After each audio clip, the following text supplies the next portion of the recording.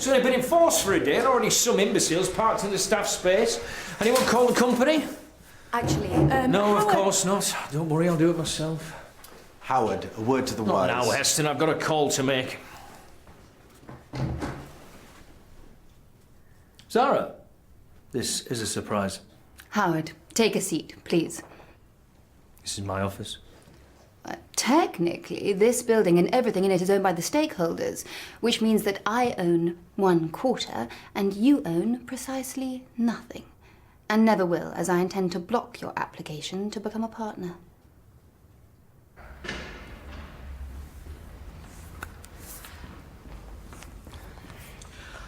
I really have to get to work. Now, the vestry is finished. May I leave you to lock up? Why, Doreen, you have altered but a few elements and the whole display has come to life. It's a particular hobby.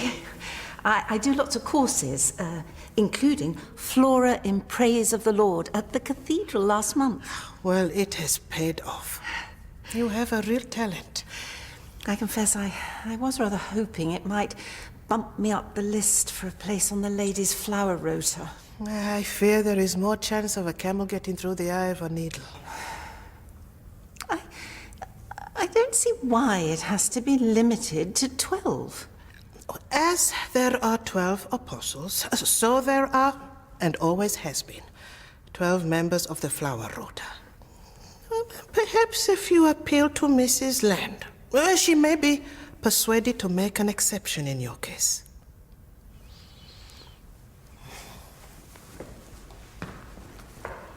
It is regrettable, of course, and I apologise unreservedly for not consulting you properly.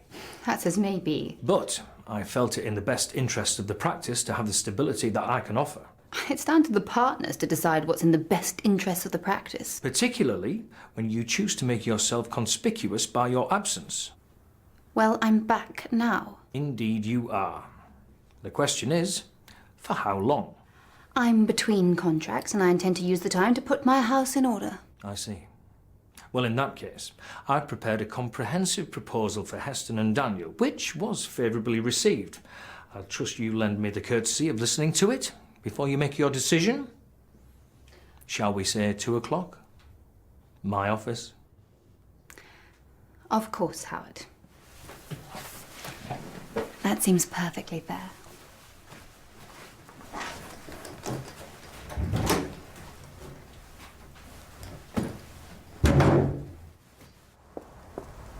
The latest affront. Have you read this? Not as yet. Well, then I suggest you do. And in particular, the article by our new vicar, Focus on Change. Destroy our sacred heritage, more like. Oh, take it, Mrs. Tenby. It'll make your hair stand on end. Oh, well, I will be sure to read it. Immediate action is required. I'm calling an emergency meeting of the Ladies' Committee at lunchtime. To what ends? So we can vote against his proposals and present our objections as a united front. I take it we can count on your presence? Alas, I fear I am particularly busy today. Well, in that case, I shall be sure to keep you personally informed.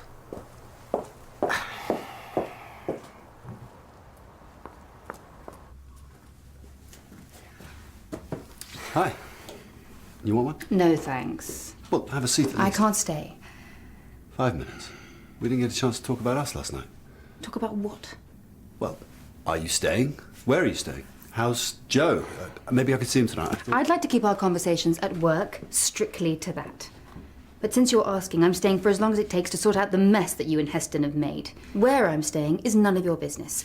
Our access arrangements to Joe remain unchanged. You can see him once a week as before. I'm meeting with Howard later to discuss his application for partnership. As you and Heston so hastily acceded to it without consultation, I expect you both to be there. Fine. 2 o'clock, Julia's office.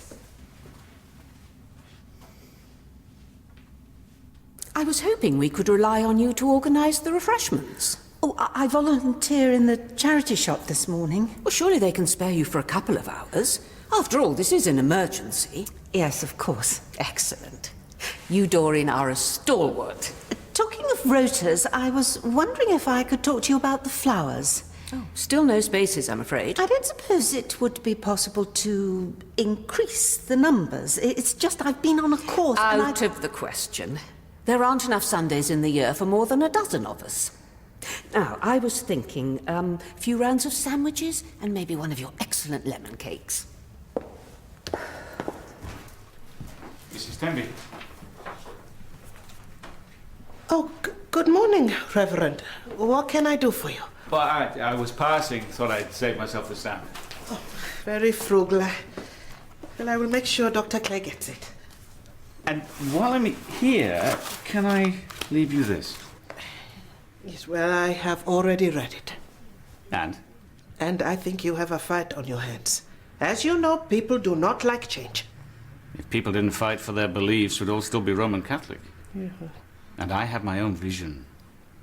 Our church restored to its rightful place as the fulcrum of the community. Talking of the ladies' committee, I expect you're going to Barbara's meeting. I have no interest in their rabble-rousing. I wish you would. I hope you're not expecting me to spy for you. I was hoping you might persuade the more intransigent elements to rethink some of my less controversial changes. And what makes you think that I don't agree with them? Because I think in your heart of hearts you share my vision. Yes, well, I am not one for getting involved in politics. Everything is politics. And in my opinion, you're the perfect woman for the job. I am also immune to flattery. But besides, what makes you think that Mrs. Land and her co-host will listen to me anyway? You underestimate yourself.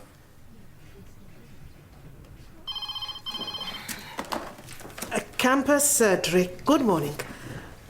Yes, Mr. Thomas. Mandy, Oh, I heard you were back. for the time being. How are you doing? I mean, is it getting any easier? Sarah, this is Chris Reed, our new nurse. Sarah Carmichael. No relation of Emma, I hope. It's my mum. Is she indeed? Well, well, well. Quite the little family we've got going on here, haven't we? Chris has been doing a really good job. Well, that's a small sliver of consolation, considering how this place has gone to the dogs in my absence. Apropos of which, I'd like your purchase orders for the last 3 months. Sure. By tomorrow, will do? He's a loose cannon, if you forgive the pun. He's a disgrace to the church. Don't you agree, Doreen? Well, yes and no. Well, after Reverend Stanhope, I find myself rather enjoying his energy and enthusiasm. Charity and I have been discussing the flower rota. And, as Mrs. Dunstan's eyes are getting worse, it seems she may be forced to step down soon, which will leave a vacancy. For another like-minded member. Quite. We've always been a very united group.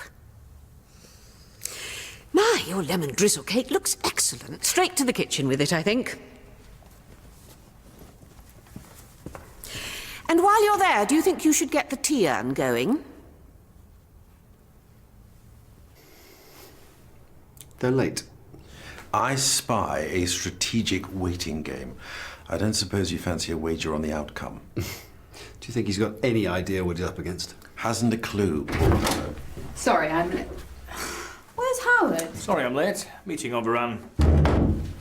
On the upside, managed to secure funding for a temp to assist with the data input. Bravo, Howard. Well done. Please take a seat. Can I offer you a coffee? No, thank you. Well, let's get started.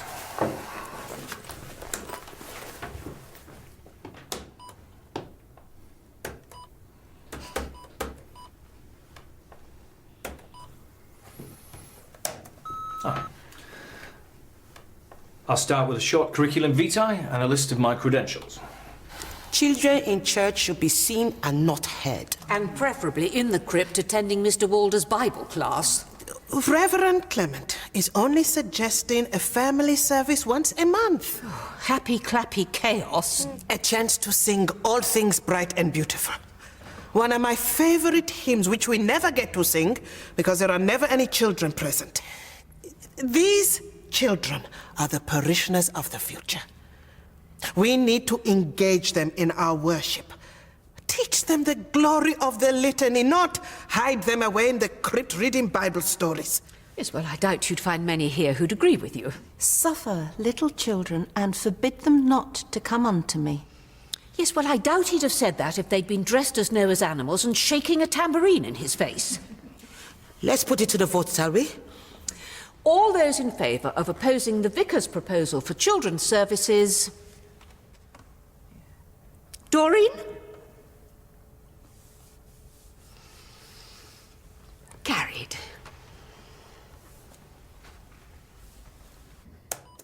So, I believe I have demonstrated that I have the skill, vision and funding to usher the Mill Health Centre partnership into a new era of success and prosperity. Any questions? Yes. According to your job description, the practice manager is, and I quote, 1. Responsible for the smooth, efficient and profitable running of the practice, maintaining a happy and committed team. Yes. Really? Elaine? The poor woman was understandably traumatised by the whole Harrison Keller business, and yet you let one of our best doctors slip through your fingers due to poor pastoral care. 2. Oversee the recruitment and retention of staff and provide a general personnel management service. Well, Elaine to one side, why on earth is Emma Reed still a financially crippling locum after 5 months? And why on earth did you let Daniel take an extended leave of absence, leaving only one partner in situ, which was hardly fair on poor old Heston? You can't blame Howard for that. Quite. Daniel was ill and needed a break, and as you refused to leave any details of your plans, I had no choice but to take on a locum. Emma has been an extremely valuable team member. Who was offered a long-term contract and declined for personal reasons. In which case she's an unjustified expense and should be let go. And while we're talking about temps, I need to know what on earth possessed you to take on this Valerie creature, who I'm reliably informed was nothing short of mentally ill.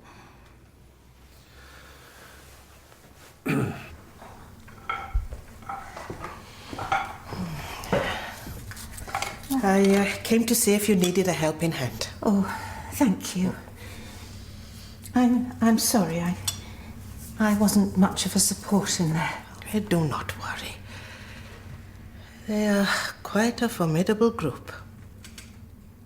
I'm beginning to realize how much courage it takes to stand as one against the majority.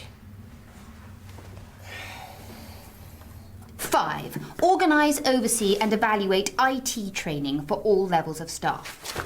A course was planned for the new configurations, but you thought it better to take the entire staff, including a temp, on some imbecilic assault course.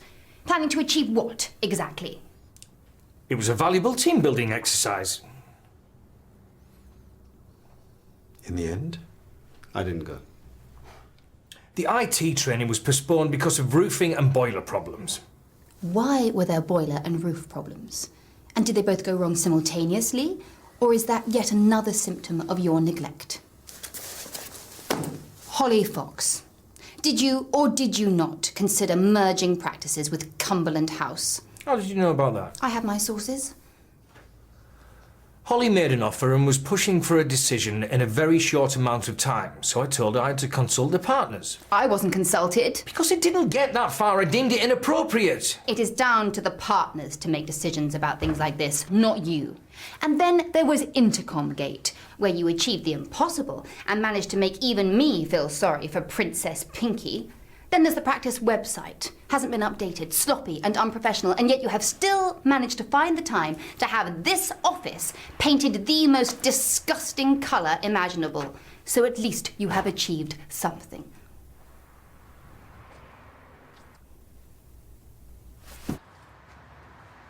What the hell?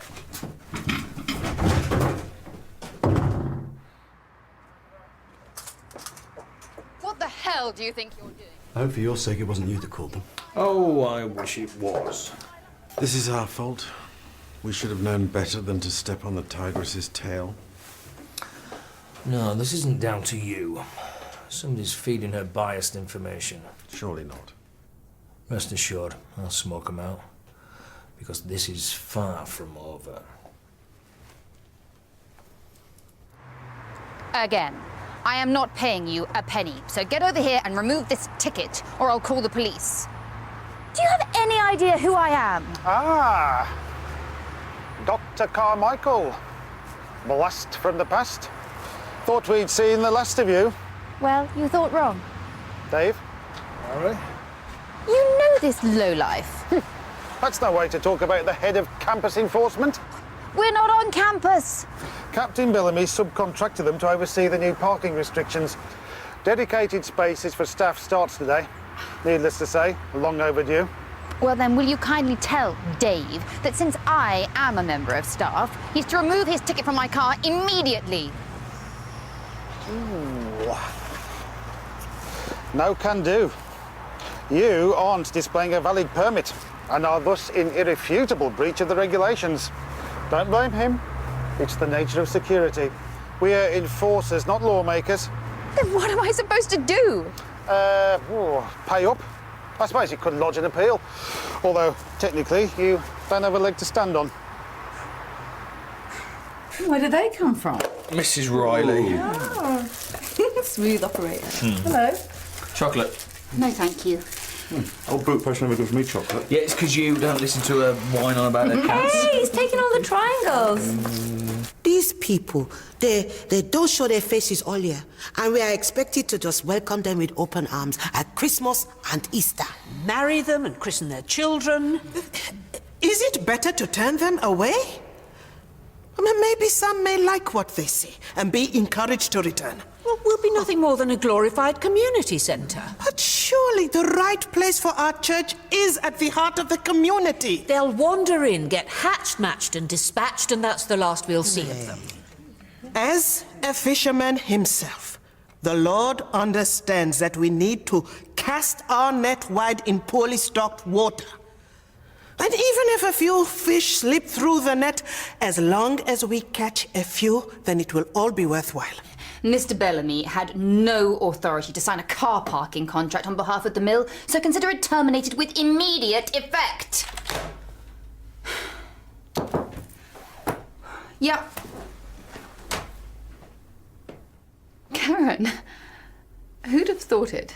I'm actually glad to see you. Oh, it's tough being back. Who are all these people? Oh, they're all right when she gets to know. Now then. Rumour is you gave Howard a ride pastings. Come on, what's the goss? All those in that the faith. Father... Something you wanted to add, Doreen? All that the Father giveth me shall come to me, and him that cometh to me I will in no wise cast out. Very well said. Yeah. Our new reverend is somewhat bullish. But there is a common theme. We need to attract fresh blood. We need to be more welcoming, more inclusive.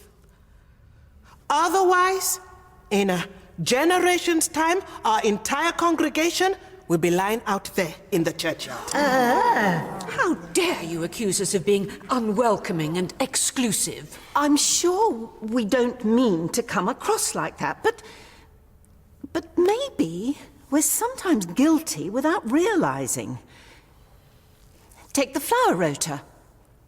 One might be forgiven for thinking that it's exclusive and resistant to new membership, although I'm sure that's not the case at all. Just because there have always been 12 ladies on the rota, well, it doesn't mean we can't have 15. Or 20. Hey! What is she talking about? So, if you're not back permanently, why are you here? Protecting my investment by making sure that Howard never becomes partner. Oh, he's all right once you get under the stuffed shirt. So, that's the only reason then? I have no idea what you mean. My private life is none of your business, but to preempt the inevitable gossip and speculation, please feel free to spread the word that from now on, Daniel and my relationship is purely professional. If you say so. Did I say I was glad to see you? I take it back.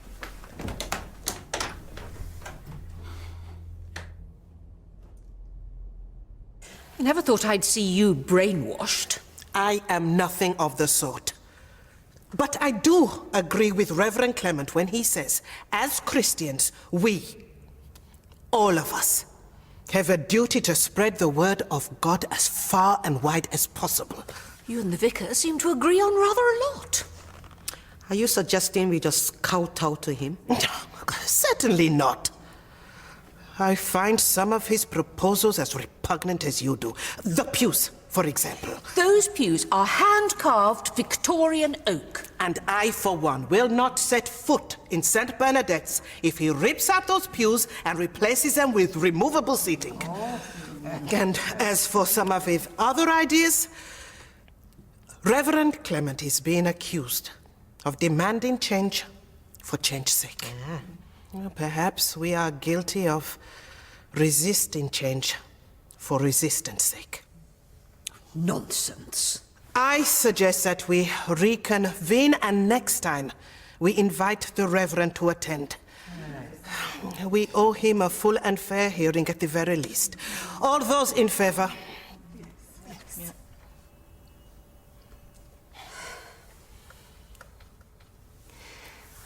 I would like to propose another vote. That the flower rota be opened up to as many new members as wish to get involved. What? All those in favor?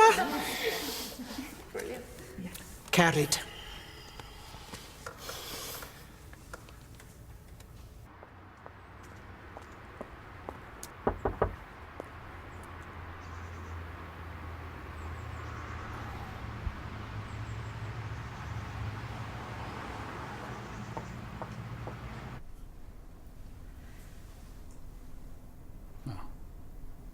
Thank you. It is a little premature for that. Your battle has only just begun. Lucky I'm well up for a fight. I suppose a commendable quality in an evangelist. I'm flattered you see me as an evangelist. It does not mean you can rely on me to do your bidding. On this occasion, I said yes. But I am not a woman who is easily manipulated. You're a remarkable woman who I'd rather have as a friend than an enemy. I hope I can consider you a friend. I better be getting back to work.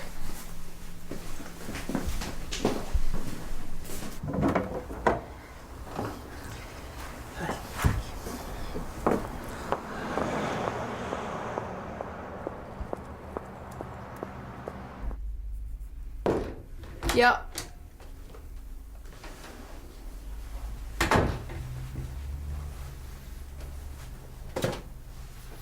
While I admit that some of your points were valid, may I remind you, because of your enforced absence, I was pretty much on my own.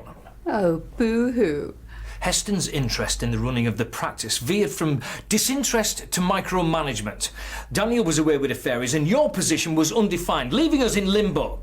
What was I supposed to do? My request to be a partner surely shows my commitment to this business. If things were that bad, it shows a distinct lack of business acumen.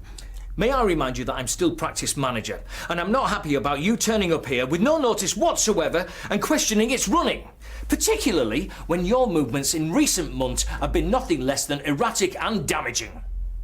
May I remind you that as a partner, I can largely dictate my own terms as long as I make proper provision, which I have. Silent partner. Yes, about that. I've changed my mind. What do you mean?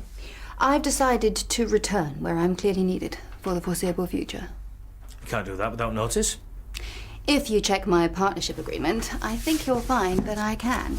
I've taken the liberty of making you a copy. I've also included figures which show that with demographic changes, you're going to need me in addition to the extra staff. You can peruse those at your leisure.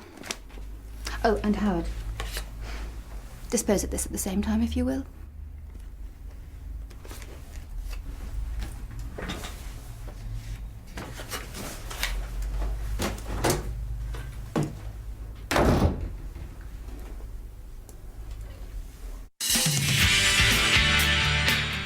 Tell me what to do. You don't want to get hurt, then go. You stay. But there are only 2 places. Because I want to have dinner with you. Why? How's my action? Yeah. You got a fantastic action. Here's how this afternoon shapes up on BBC1. Pride